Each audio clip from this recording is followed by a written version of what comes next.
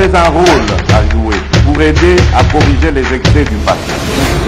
Vous les collègues des grands qui quittez les groupes armés, je vais le dire.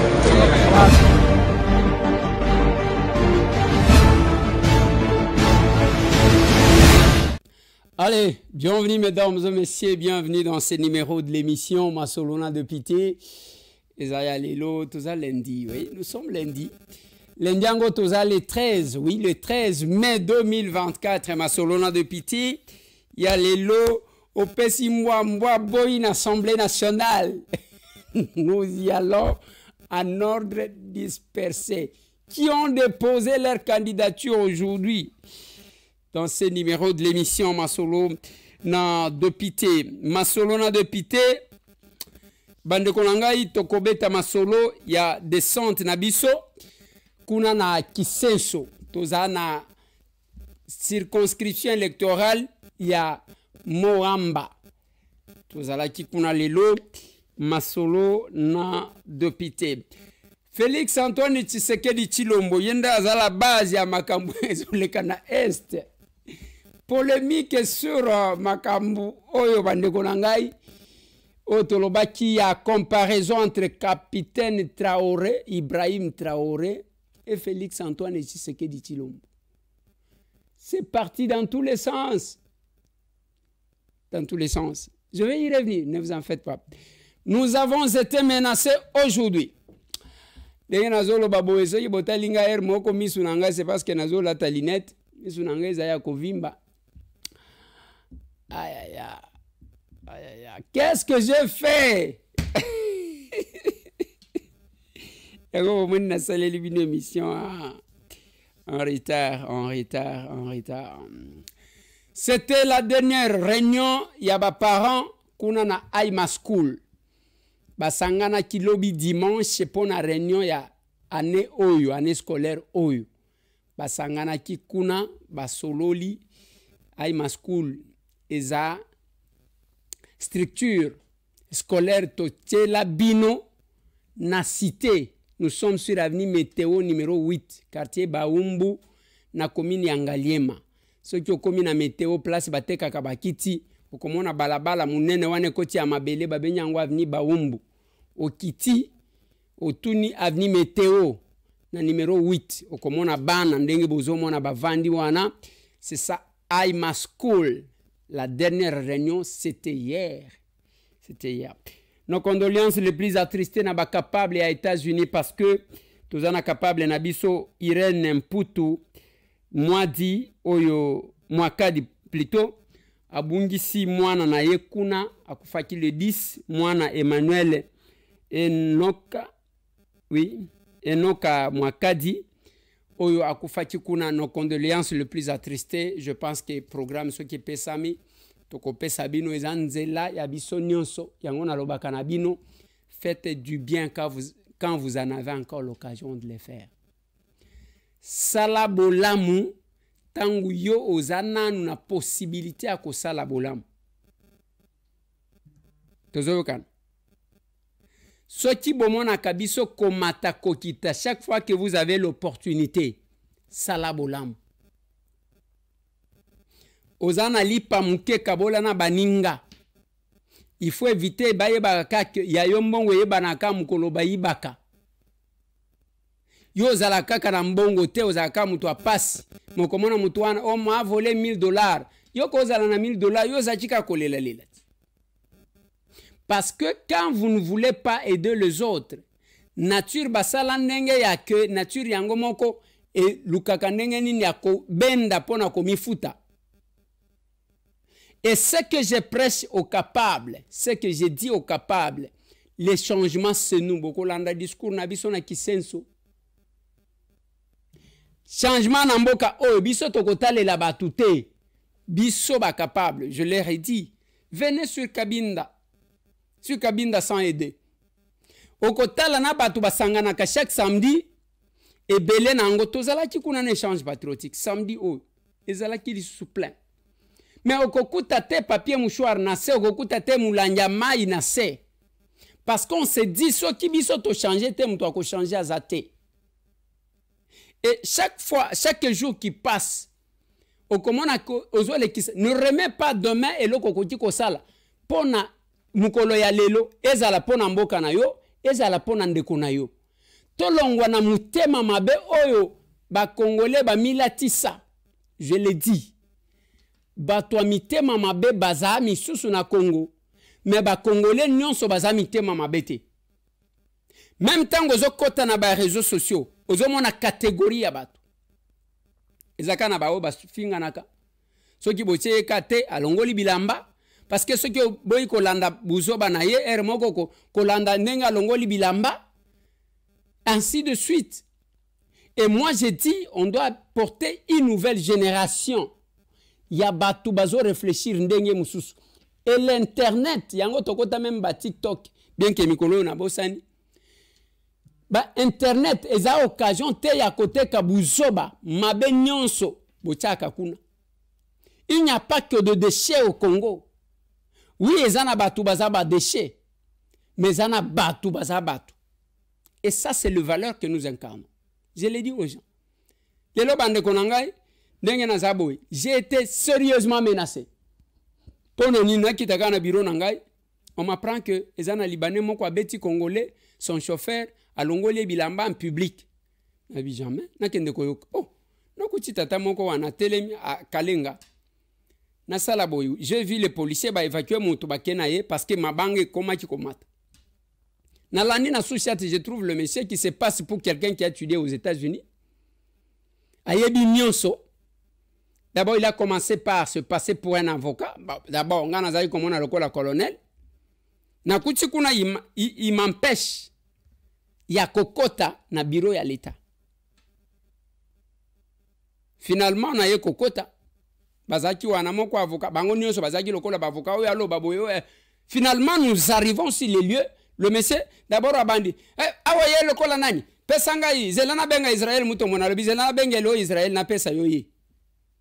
Na pesa ye téléphone à zozo lisusu. Trafic d'influence. Babi maboye, un véhicule, na ba gyrophare. To vérifier na sima, o ezaya déclarant. Mboka na biso yango wana. Nini wana bazo kote la Libanais, o asali. Oh, petit wana ibi mbongo ango combien? 25 000 francs, c'est-à-dire 8 $. Ndeba kolongola ndeko na yo bilamba et toi tu protèges. Toi ya ko vérifier, bato ango bazaba avocate, bamsu bakimi bango wana baki. Na minute o tozoloba. Na uti kotika libanango alali na kasho. Bango bakimi. Il est resté ngunge ko soye. Bakimi. On doit prendre à se faire respecter. Tout le monde n'est pas commissionnaire. Tout le monde ne court pas derrière les Libanais, les Indiens. Non. Tous ont respecté les investisseurs, mais on ne voudra jamais comme on a bateau, maltraité, je vais enclencher et là comment on va la pour tous ces Congolais, on va foutre $50. Ne vous en faites pas. T'as le degré. Il y a comportement. Et ils le font en âme et conscience. D'abord, le collab policier. A combien de sociétés, a combien de l'ombe, à Tangan, États-Unis. Na lobi papa. Biso ba villageois to kolobani. Et tango amonis go mati, place à zali koloba kobenga, bengita kimi. Jusqu'à ce qu'on va l'avoir. Quelque part là, il faut éduquer les gens. Et moi, je vais même poser la question, bazo tambola gana ba gyrophare, pourquoi? Pourquoi bazo tambola gana ba gyrophare? O biso toza ba tombongo wawa, biso toza. Je n'ai pas besoin, je suis villageois, na kola na pasi, na krakaka mbongo te. Je ne suis pas élu de Moamba. Ba benyinga ye pas ba chef de service na ba chef de division à commune à Kisenso. Ba benga kinga depuis vendredi. Honorable, yako visiter biso. Na bourgmestre ya Kisenso. Na adjoint. Toza combien de députés? Kinshasa toza 56. Les élus à. On a porté les choix sur nous. Parce que bayebi c'est que nous sommes. Ba o batala kabiso na musika, ceux qui pensent qu'ils vont nous descendre. Na maloba na bango. Ils se trompent parce que tout le monde sait ce que nous faisons. On se décide de marquer. Combien de personnes à notre passage. Et partout où on passait, vous allez sentir que Batubazaki Kozela, Motindamina Bango, leur représentant, que je suis, les images sont là. C'est dans la matinée de ce lundi que le député Eliezer Ntambwe Mposhi a foulé le sol de Kisanso, l'une des communes de district de Moamba, sur invitation du bourgmestre de cette municipalité, afin d'échanger avec le personnel administratif de l'État, œuvrant sous sa direction. Après un bref moment d'échange, l'élu de Lukunga et sa délégation ont été conduits dans différents locaux de la maison communale de Kisanso, notamment pour s'imprégner du travail abattu par le bourgmestre Godel actuel. Ci et là, le locaux nouvellement construit et aussi retapé ont séduit la délégation. S'en est ensuite suivi le moment d'échange avec le personnel administratif. Dans ce mot, l'élu de Lukunga a martelé sur le patriotisme. Moi, je suis très content pour la prise de conscience. Le bourgmestre n'a cessé de vous vanter Nenge Bovandi Bino Nyosoan. A présenté un bureau na Bino. Et puis, à l'objet que, ba effort Nyoso to Saliawa, ezaka muke oyo batike la kabiso. Parce que nous, ce côté nous devons utiliser. Et il y a une hiérarchie où basenga kape bazwaka. Alobi muke o totika la kanango yango to sali ba effort wa. Mais ce qui ba pesi biso makoti koleka to kosala pe koleka. Auti koloba na bino biso na parti na biso d'abord to mi benga ka ba capable pour nani parce que tu estimes que tu es capable de changer la situation en mboka na biso.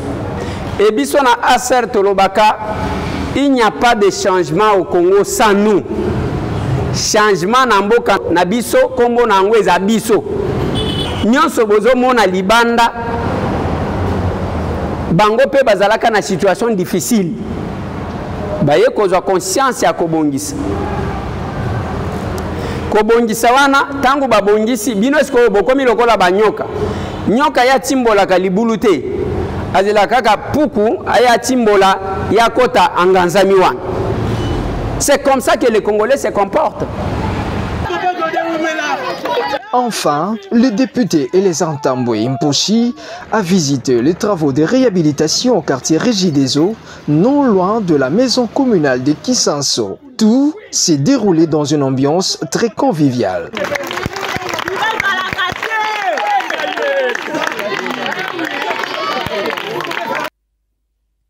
Et pour nous, comme à un niveau, c'est compliqué. Voilà pourquoi la plupart y a aujourd'hui, je parlais à ma Cameroun Assemblée nationale.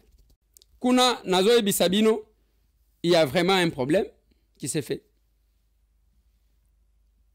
Avant que Nalobela Makambo Assemblée nationale, il y a quelques jours, Nathalie Sakibino, j'ai fait une comparaison, c'est mon point de vue. Nalobi, mais les gens, au lieu de répondre à la question, la plus belle femme du monde ne sait donner que ce qu'elle a.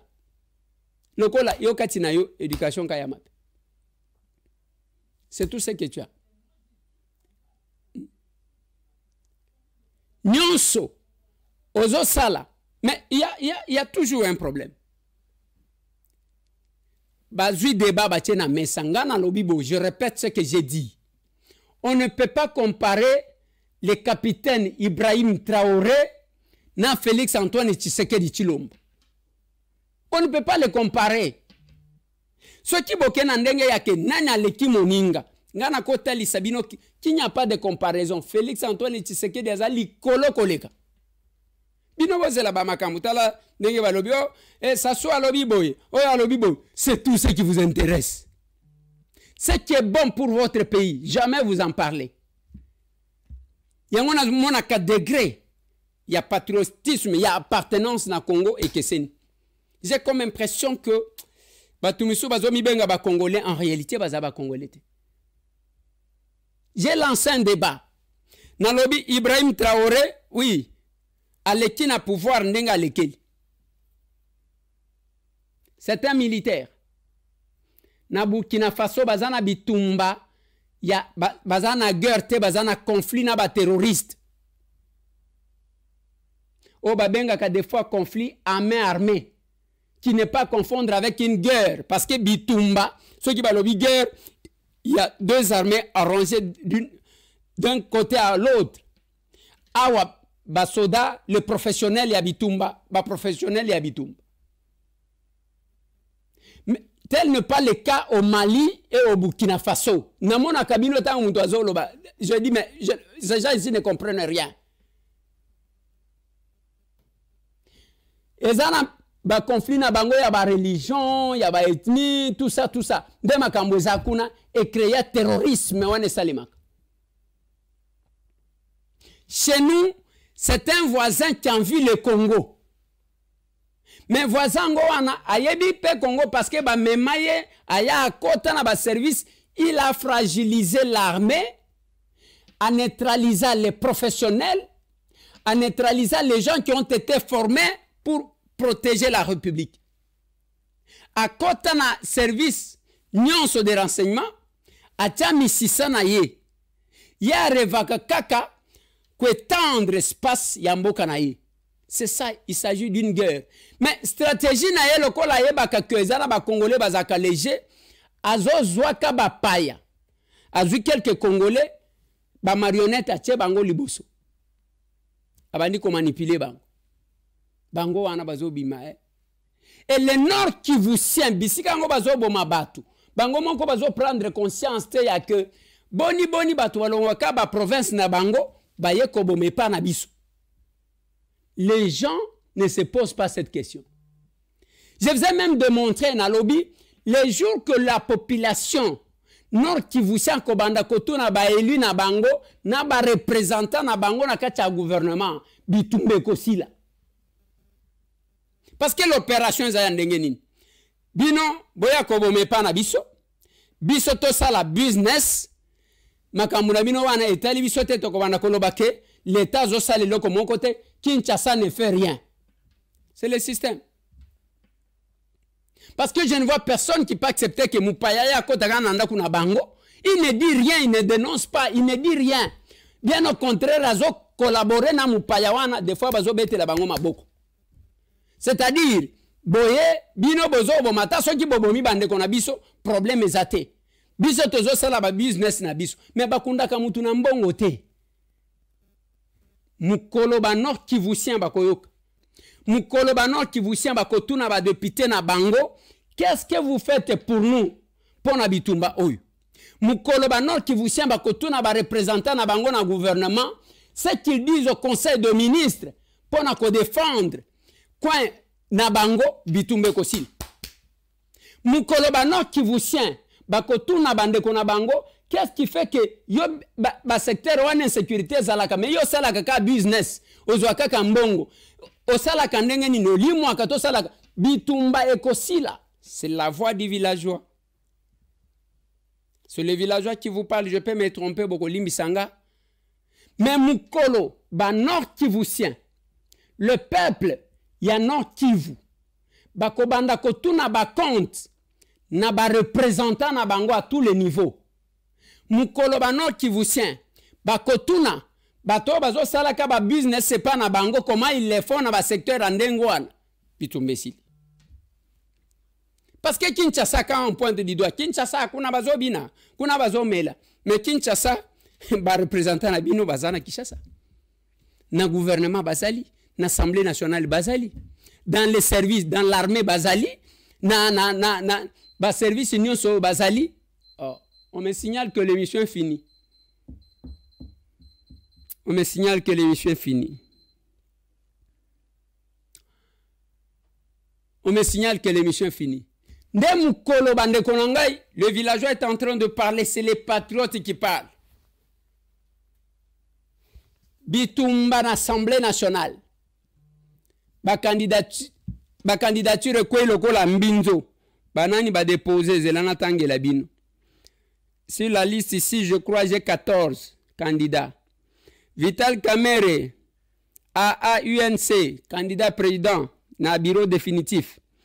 Dédé Mopassa, A24, candidat questeur.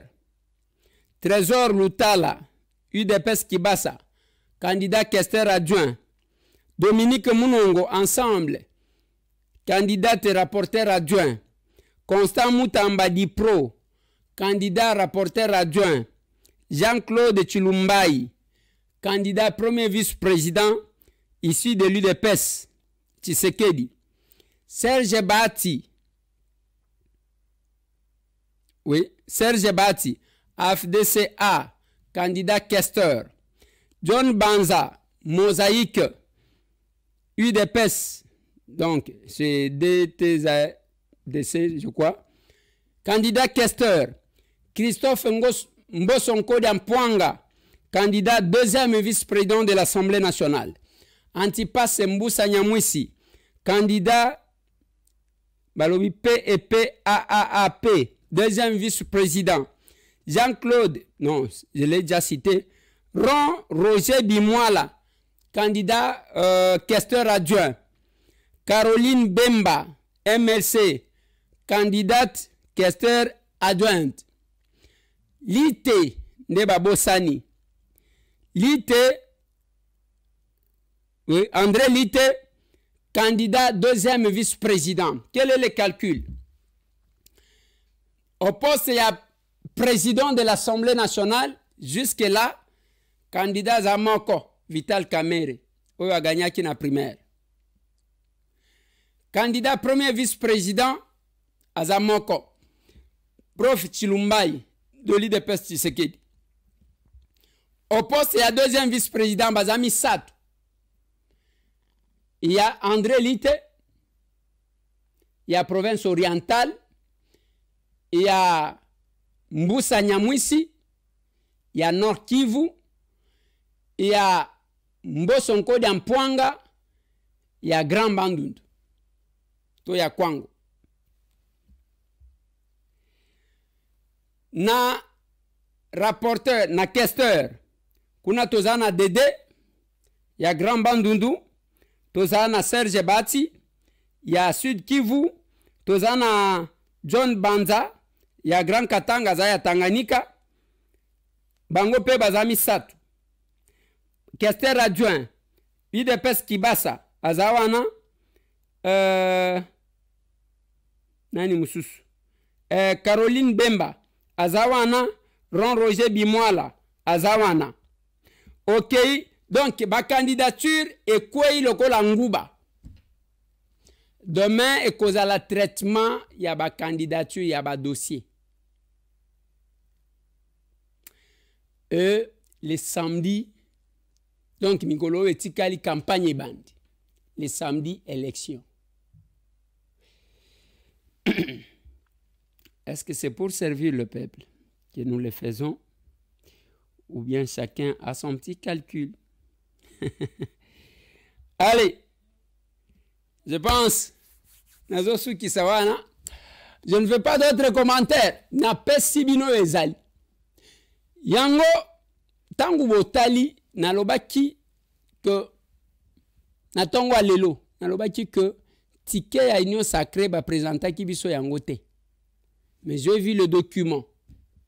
Et Kobima, ba président, ba membre et président, ba signaki.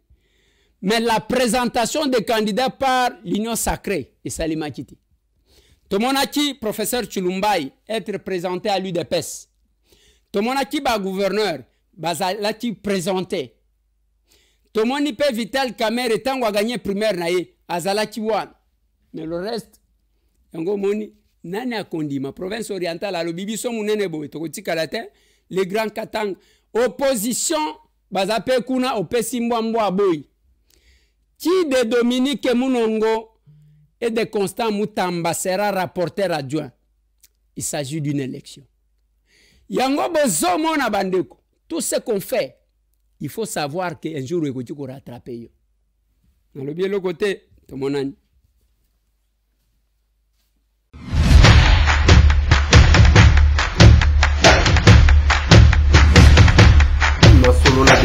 Honorables députés et sénateurs, vous avez un rôle à jouer pour aider à corriger les excès du passé. Vous les collègues des grands qui quittez les groupes armés, je vais le dire.